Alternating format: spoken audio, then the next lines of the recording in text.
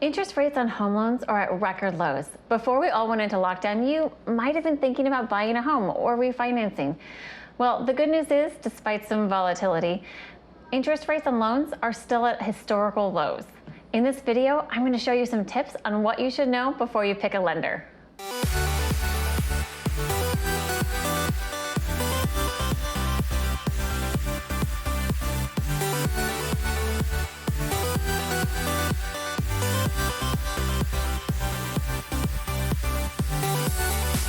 Buying a home is the largest investment that most of us will ever make. And typically the first thing we want to do is jump online and find our dream home. But before you fall in love with that 5-bedroom farmhouse or mid-century modern, you probably should find out what you can actually afford. And that's where pre-approval from a lender comes in. Before we begin, let's talk terminology because it can be confusing. The lender is a public or private group, an individual, or financial institution that have the funds available to you. A loan officer is someone who works for the lender. They can provide mortgage options for that specific lender only. A mortgage broker is an individual or firm that is licensed by the state. They can find mortgage options from many potential lenders. So they work on your behalf to find the best options for you.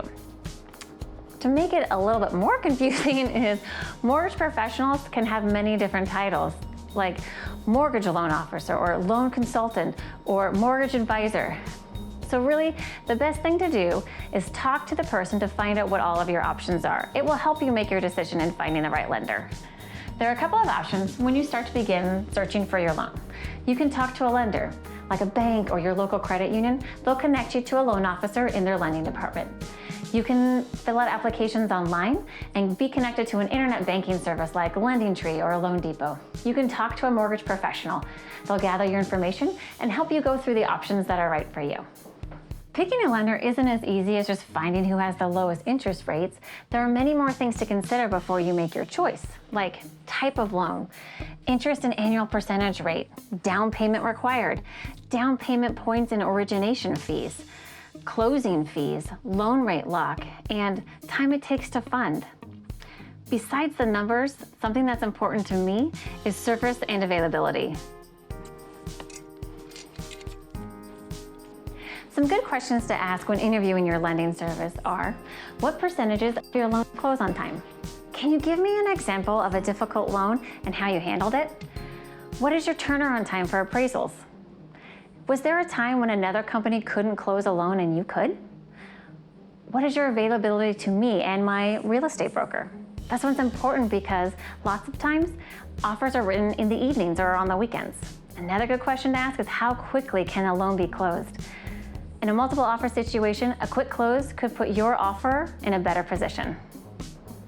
You can do a lot of these interviews over the phone or video chat, so even while we shelter in place, you can be preparing for the next phase. Whoever you end up choosing should be someone you completely trust and know that your best interests are being looked out for. Someone who will explain the whole process from the first phone call to the closing process and beyond. If you're looking for a referral, I've had some great experiences with some people, and I'm happy to pass along their information. Remember, lenders are competing for your business, so it's okay to look around and find the best fit. In an upcoming video, I'll share some tips on the documentation that you need to make the approval or refinancing process very simple. As always, if you have questions, comments, or any ideas, send me an email or put it in the comments below. Thanks for watching.